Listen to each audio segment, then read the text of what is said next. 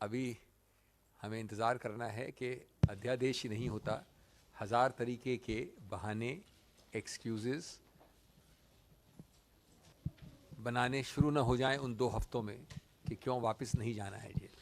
मैं अभी इस पर टिप्पणी नहीं करूँगा। पूरा देश आप लोगों के थ्रू देख रहा है, सावधान है, सतर्क है, लेकिन बेशर्मी की चरम सीमा भी अगर पार करनी है तो बहानेबाजी शुरू हो जाएगी कि क्यों, किस कारण से, कभी स्वास्थ्य, कभी लॉजिस्टिक, कभी कानूनी, इत्यादि इत्यादि कारण से इस 2 हफ्ते की अवधि उसी अनंत प्रकार से बढ़ती रहे।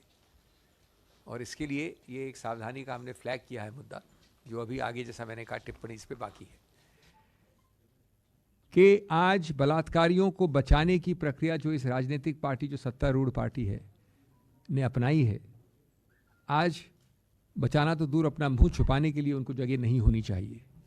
अगर थोड़ी भी शर्म है तो उनके सभी जुमले, कभी बेटी बचाओ, बेटी पढ़ाओ, अनेक जुमले हैं, जुमलों की सरकार है, स्पेशलिस्ट है जुमलों में, सब जुमले एक बार में एक्सपोज हो गए हैं, असली चेहरा सामने आ गया है। और अगर आप मुंह छुपाने चाहते हैं तो उसके लिए चादर खोजते रहिए, मुंह छुपाना इतना आसान नहीं होगा। उन दोषियों को जिनको आपने सीधा बचाने की प्रक्रिया की, प्रयत्न किया, क्यों? क्योंकि वो एक कारावास की जिंदगी से छुटकारा पा लें, जबकि कारावास की जिंदगी के अंदर भी उनको हर प्रकार की सहूलियत दी गई थी, उसी केंद्र सरकार द्वारा, उसी प्रदेश सरकार द्वारा। इतने आसानी से न पाप निपटता है, न पाप छुपता है। As George Orwell had said, in a time of universal deceit, even telling the truth, the simple truth, is a revolutionary act. This judgment, the content, the contours, it is a revolutionary judgment because simply speaks the truth. It shows the mirror to power, to arrogant power, to punch drunk power.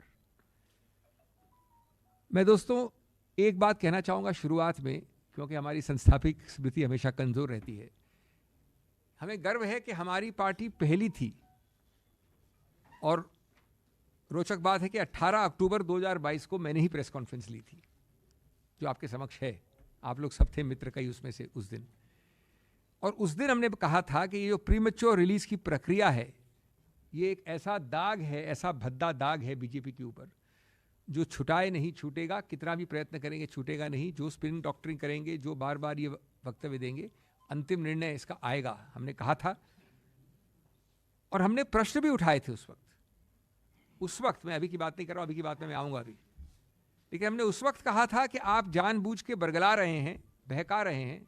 मैं बात कर रहा हूं अक्टूबर 2022 की, जानबूझकर इसी podium से। ये पार्टी पहली पार्टी थी कि आप बरगला रहे हैं, बहका रहे हैं, लेकिन आप मिनिस्ट्री ऑफ होम अफेयर्स ने शामिल होकर इसकी एक अनुमति दी थी। तब हमारे पास पूरे तथ्य नहीं थे, तब भी हमारे वक्तव्य को पढ़िए, हमने कहा था ये। आज इसका पुष्टिकरण हुआ है पूरी तरह से। और आप लोगों को बरगला रहे हैं, झुटला रहे हैं, कह के हमको पता नहीं, शायद दिया हो, शायद नहीं दिया हो, कहाँ है मालूम करेंगे। ये तो प्रदेश सरकार का निर्णय। ये अलग बात है कि प्रदेश सरकार भी उसी सत्तारूढ़ पार्टी की सरकार है, वो बात अलग है, लेकिन आप इस प्रकार से मुंह चुरा रहे थे। और उसके बाद क्या हम भूल गए हैं इतनी जल्दी? क्योंकि हमारी संस्थापिक स्मृति कई बार कमज़ोर होती है, जैसा मैंने कहा। क्या क्या शब्द इस्तेमाल हुए थे, आप ही लोगों के समक्ष थे, वो आपकी मीडिया ने प्रादुर्भाव किए उसका। संस्कारी परिवार, ब्राह्मण परिवार, ये बड़े कटु शब्द हैं, माफ करिएगा, लेकिन ये शब्द मेरे नहीं हैं, ये आपने पारदर्श किए थे। ऐसे भयानक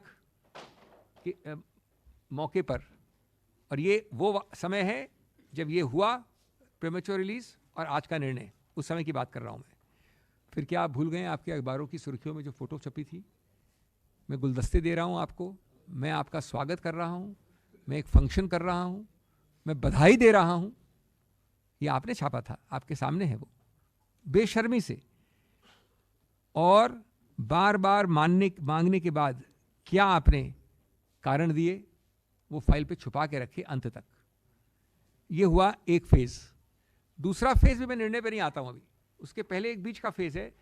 मैं पहले ही खुलासा कर दूं कि मैं इस पे पेश हुआ था, बाद में नहीं, शुरुआत की कई हियरिंग्स पे। हर प्रयत्न किया गया इस सुनवाई में, और मैं जिम्मेवारी की हैसियत से कह रहा हूं, एक वकील ने नहीं, दो वकील ने नहीं, तीन वकील ने नहीं, सैकड़ों वकीलों ने आके, अभियुक्त की तरफ से नहीं, सरकार की तरफ से समय पर समय पर समय पर समय मांगने का। ऑर्डर शीट उठा के देख लीजिए आप, कितनी बार समय मांगा गया। इसकी शुरुआत की बेंच कौन सी थी? खंडपीठ जिसको कहते हैं आप। एक जज का नाम था माननीय श्री जोसेफ, दूसरी जज का नाम था माननीय मिस नागरत्ना। उनके सामने 1.5-2 महीने, उसमें पेश हुआ था, मैं खुद भी था, लेकिन ऑर्डर शीट दिखाती हैं, 2 महीने तक एक चिरकाल का अनंत एडजर्नमेंट मांगने की प्रक्रिया चलती रही।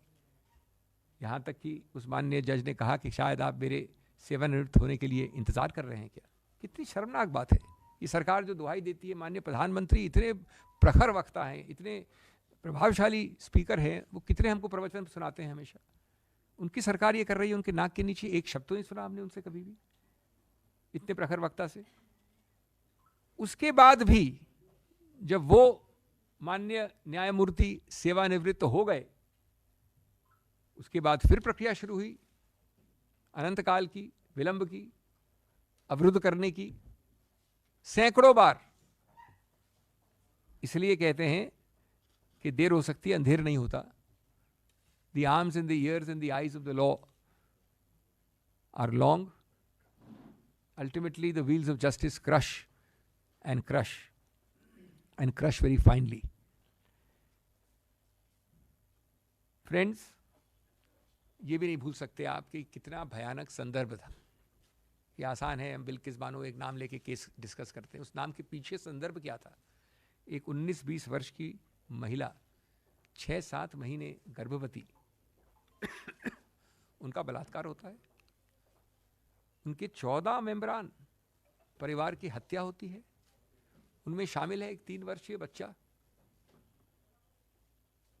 ये हमको कोई कहने में, मैं तो खुद कांप उठता हूं आज भी, लेकिन ये किसी भी सिविलाइज्ड समाज में ऐसी बात कहना ही भयानक है,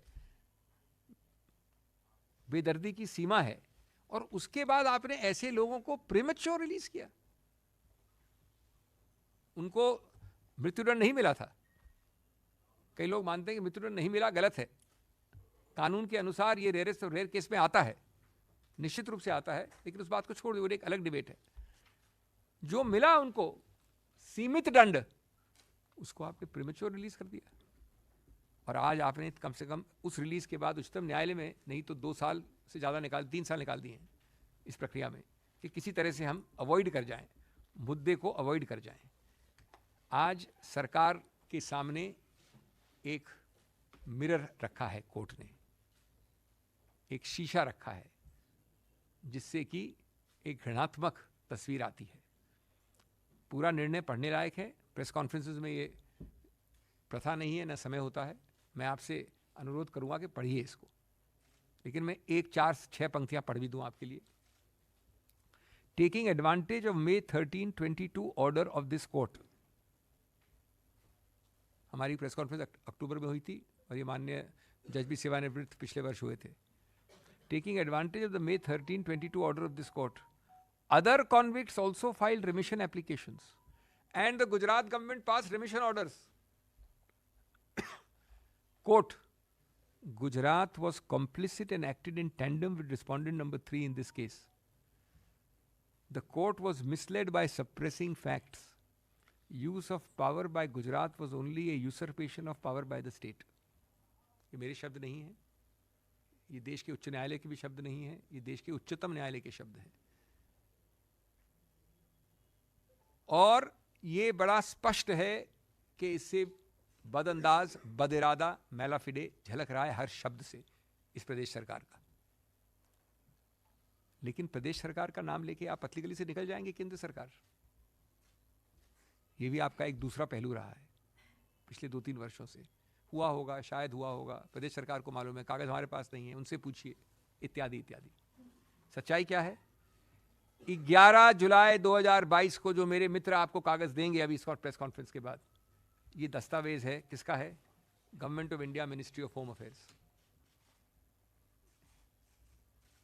giving sanction and concurrence for the premature release of 11 names, 1, 2, 3, 4, 11. इन महानुभावों का नाम है. आप पर्दे के पीछे छुप कहाँ रहे हैं? आप मुंह कहाँ छुपा रहे हैं? भाग कहाँ रहे हैं? उल्टा आप झूठ की एक और सीढ़ी बना रहे हैं. Beti Bachao, Beti Padhao. Hypocrisy and double standards cannot be worse than these kind of double standards and hypocrisy. It is condemnable. What is condemnable is what happened. What is condemnable is what happened after what happened. What is condemnable is what happened after the release. The suppressions, the avoidance, the delay, the obstruction. And we also cannot and should not be allowed to forget the true Chal, Charitra and Chehra of this party with a difference. This very special, unique party which preaches to the whole world. The Honorable Prime Minister, the Honorable Home Minister give us so many sermons from the ramparts of Red Fort downwards. Is this not the party? Are these not the state governments of this party or the central government of this party? State governments of this party or the central government of this party that has great souls and giant men like Member of Parliament Brij Bhushan Sharan Singh? How much of direct condemnation of Mr. Singh has occurred from the Prime Minister or the Home Minister is all for you to see for the last 1 year, 6 months. Former BJP MLA Kuldeep Singh Sengar, इनका case तो कई वर्ष पुराना है, हाल का नहीं है. Former Haryana Minister Sandeep Singh Saini, Mr. Ramesh Jarikoli from the South, Kashmir से कन्याकुमारी का पूरा उन्होंने मैप बना रखा है. BJP NP Chinmayanand, a former BJP MLA Mr. Ramdular Gaur who was convicted on rape charges. So many more names I have. Of course, there is a name from the north, a so-called holy person from the BJP state of Haryana who seems to be coming out on parole every time anybody sneezes.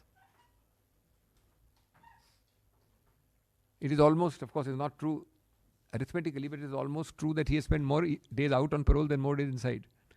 Every 2 or 3 weeks at least, I have stopped even noticing. I hear in the newspapers that he has been sent out for parole.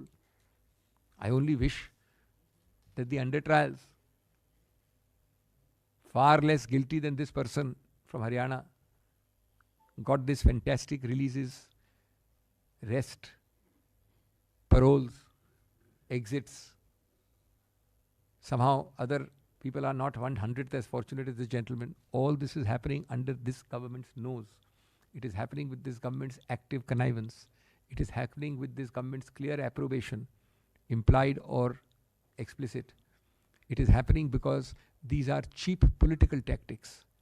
These are, and that is the worst part of it, humanity has been kept aside because everything is audaciously judged in the matrix of cheap politics. And therefore, friends, I would like to end by saying that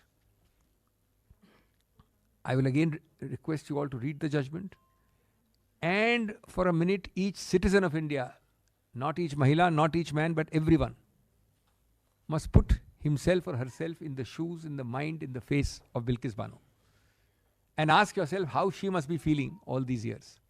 It's a different matter that the Supreme Court has brought the whole full wheel. It's a different matter that there is justice delayed but not justice denied. But has not every institution of the ruling BJP in Gujarat and in the center failed this woman, this Bilkis Bano, completely? And were it not for a series of free-spirited and spirited individuals, be it NGOs or be it lawyers who stood up for her, maybe this would be another buried statistic. All because of this party which practices, preaches without practicing, which sermonizes without following anything. खबरों में बने रहने के लिए forum 4 को subscribe करें और notification पाने के लिए बेल आइकन दबाएं।